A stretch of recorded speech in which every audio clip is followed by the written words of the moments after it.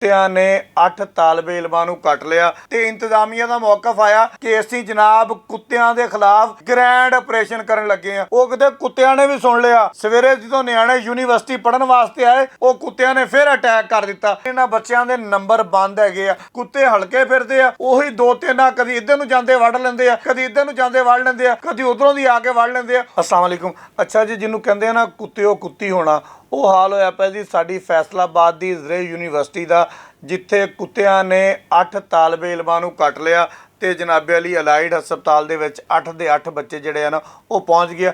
ਰਾਤੀ ਉਸ ਟਾਈਮ ਬੱਚਿਆਂ ਨੂੰ ਕੁੱਤਿਆਂ ਨੇ ਕੱਟਿਆ ਜਦੋਂ ਬੱਚੇ ਵਾਕ ਕਰਦੇ ਪਏ ਸੀ। ਜ਼ਾਹਰੀ ਬਾਤ ਆ ਕੁੱਤਿਆਂ ਦਾ ਵਾਕ ਕਰਨ ਦਾ ਟਾਈਮ ਵੀ ਹੋ ਜਾਂਦਾ ਰਾਤ ਨੂੰ, ਤੇ ਉਹ ਰਾਤੀ ਵਾਕ ਕਰਦੇ ਪਏ ਸੀ ਤੇ ਕਿਤੇ ਆਮਣੇ ਸਾਹਮਣੇ ਹੋਏ ਤੇ ਜਨਾਬ ਕੁੱਤਿਆਂ ਨੇ ਫੌਰੀ ਤੌਰ ਤੇ ਬੱਚਿਆਂ ਤੇ ਅਟੈਕ ਕਰ ਦਿੱਤਾ। ਉਹਨਾਂ ਨੂੰ ਫੌਰੀ ਤੌਰ ਤੇ ਅਲਾਈਡ ਹਸਪਤਾਲ ਦੇ ਵਿੱਚ ਸ਼ਿਫਟ ਕਰਤਾ ਤੇ ਇੰਤਜ਼ਾਮੀਆ ਦਾ ਮੌਕਫ ਆਇਆ ਕਿ ਅਸੀਂ ਜਨਾਬ ਕੁੱਤਿਆਂ ਦੇ ਖਿਲਾਫ ਗ੍ਰੈਂਡ ਆਪਰੇਸ਼ਨ ਕਰਨ ਲੱਗੇ ਆ। ਉਹ ਕਿਤੇ ਕੁੱਤਿਆਂ ਨੇ ਵੀ ਸੁਣ ਲਿਆ। ਕੁੱਤਿਆਂ ਨੇ ਕਿਹਾ ਤੁਸੀਂ ਤਾਂ ਆਪਰੇਸ਼ਨ ਲੇਟ ਕਰਨਾ ਵਾ, ਅਸੀਂ ਤੁਹਾਡੇ ਤੋਂ ਪਹਿਲੇ ਆਪਰੇਸ਼ਨ ਕਰ ਦੇਣਾ ਵਾ। ਸਵੇਰੇ ਜਦੋਂ ਨਿਆਣੇ ਯੂਨੀਵਰਸਿਟੀ ਪੜਨ ਵਾਸਤੇ ਆਏ ਉਹ ਕੁੱਤਿਆਂ ਨੇ ਫਿਰ ਅਟੈਕ ਕਰ ਦਿੱਤਾ ਤੇ 4 ਜਿਹੜੀਆਂ ਕੁੜੀਆਂ ਸੀਗੀਆਂ ਉਹਨਾਂ ਨੂੰ ਕੱਟ ਲਿਆ। ਆਪਾਂ ਕੁੜੀਆਂ ਦੇ ਨਾਮ ਵੀ ਲੈ ਲਈਏ, ਉਸ ਤੋਂ ਬਾਅਦ ਜਾ ਕੇ ਗੱਲ ਕਰਦੇ ਹਾਂ। ਰਾਤੀ ਜਿਨ੍ਹਾਂ ਨੂੰ ਕੱਟਿਆ ਸੀ ਉਹਦੇ ਵਿੱਚ ਸੀ ਮੁਕੱਦਸ, ਉਸ ਤੋਂ ਬਾਅਦ ਆ ਗਏ ਜੀ ਤਜਾਵਜ਼ਾ, ਆਮਨਾ ਤੇ ਸਾਹਿਲ।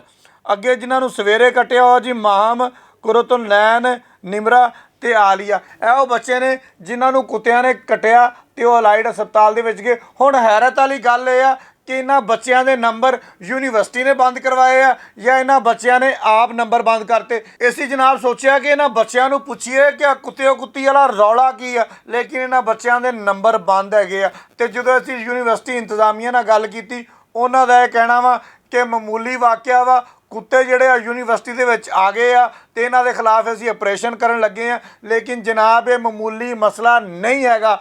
ਅਗਰ ਸਾਡੀ ਯੂਨੀਵਰਸਿਟੀ, ਸਾਡੇ ਕਾਲਜਿਸ, ਸਾਡੇ ਸਕੂਲ ਉਹ ਕੁੱਤਿਆਂ ਤੋਂ ਮਹਿਫੂਜ਼ ਨਹੀਂ ਹੈਗੇ ਤੇ ਬਾਕੀ ਕੀ ਆਲਮ ਹੋਏਗਾ ਸਾਡੇ ਸ਼ਹਿਰ ਦਾ। ਇਹ ਯੂਨੀਵਰਸਿਟੀ ਏਸ਼ੀਆ ਦੀ ਸਭ ਤੋਂ ਵੱਡੀ ਯੂਨੀਵਰਸਿਟੀ ਆ, ਜਿੱਥੇ ਹਜ਼ਾਰਾਂ ਦੇ ਵਿੱਚ ਨਾ ਸਿਰਫ ਪਾਕਿਸਤਾਨੀ ਬਲਕਿ ਗੈਰ ਮੁਲਕੀ ਜਿਹੜੇ ਬੱਚੇ ਨੇ ਉਹ ਤਾਲੀਮ ਹਾਸਲ ਕਰਨ ਆਉਂਦੇ ਨੇ।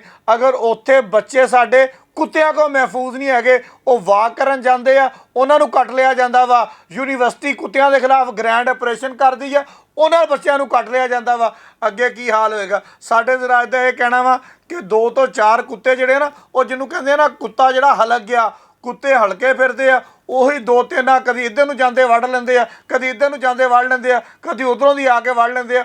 ਉਹੀ ਕੁੱਤੇ ਯੂਨੀਵਰਸਿਟੀ ਇੰਤਜ਼ਾਮੀਆ ਕੋ ਕਾਬੂ ਨਹੀਂ ਆ ਰਹੇ। ਤੇ ਸਾਡੀ ਗੁਜ਼ਾਰਿਸ਼ ਹੈ ਜਨਾਬ ਇੰਤਜ਼ਾਮੀਆ ਵਾਲਿਆਂ ਨੂੰ ਕਿ ਏਡੀ ਵੱਡੀ ਯੂਨੀਵਰਸਿਟੀ ਅਗਰ ਕੁੱਤਿਆਂ ਨੂੰ ਕਾਬੂ ਨਹੀਂ ਕਰ ਸਕਦੀ, ਇਹ ਕੁੱਤਿਆਂ ਦਾ ਇਲਾਜ ਕਿੱਦਾਂ ਕਰਦੀ ਹੋਣੀ ਹੈ, ਇਹ ਡੰਗਰਾਂ ਦਾ ਇਲਾਜ ਕਿੱਦਾਂ ਕਰਦੀ ਹੋਣੀ ਹੈ। ਇਹੋ ਯੂਨੀਵਰਸਿਟੀ ਹੈ ਨਾ ਜਿੱਥੇ ਕਿਸੇ ਦਾ ਕੁੱਤਾ ਬਿਮਾਰ ਹੋ ਜਾਏ, ਕਿਸੇ ਦਾ ਡੰਗਰ ਬਿਮਾਰ ਹੋ ਜਾਏ, ਉਹ ਇਲਾਜ ਕਰਵਾਉਣ ਵਾਸਤੇ ਆਉਂਦੇ ਆ। ਇਹ ਤਾਂ ਜਨਾਬੇ ਲਈ ਆਪਣੇ ਕੁੱਤੇ ਨਹੀਂ ਸਾਂਭ ਸਕਦੇ, ਇਹਨਾਂ ਨੇ ਬਾਕੀਆਂ ਦੇ ਕੁੱਤਿਆਂ ਦਾ ਇਲਾਜ ਕੀ ਕਰਨਾ ਵਾ। ਉਹ ਭਾਈ ਪਹਿਲੇ ਆਪਣੇ ਕੁੱਤੇ ਸਾਂਭੋ, ਫਿਰ ਦੇਖ ਲਿਓ ਕਿਸੇ ਦੇ ਕੁੱਤਿਆਂ ਨੂੰ ਕੀ ਕਰਨਾ ਕੀ ਨਹੀਂ ਕਰਨਾ। ਤੇ ਸਾਡੀ ਐਂਡ ਤੇ ਇੱਕ ਦੁਆ ਵੀ ਆ ਕਿ ਅੱਲਾਹ ਪਾਕ ਇਹਨਾਂ ਨਿਆਣਿਆਂ ਨੂੰ ਸਿਹਤ ਤੋਂ ਤੰਦਰੁਸਤੀ ਅਤਾ ਫਰਮਾਵੇ ਤੇ ਕੁੱਤੇ ਜਿਹੜੇ ਆ ਉਹਨਾਂ ਨੂੰ ਨੇਸ ਤੋਂ ਨਬੂਦ ਕਰ ਦੇਵੇ। ਇਹੀ ਕਹਿ ਸਕਦੇ ਆ ਨਾ, ਹੋਰ ਅਸੀਂ ਕੀ ਕਹਿ ਸਕਦੇ ਆ, ਕਿਉਂਕਿ ਯੂਨੀਵਰਸਿਟੀ ਨੇ ਤਾਂ ਕੁਝ ਕਰਨਾ ਨਹੀਂ। ਬਹੁਤ ਸ਼ੁਕਰੀਆ।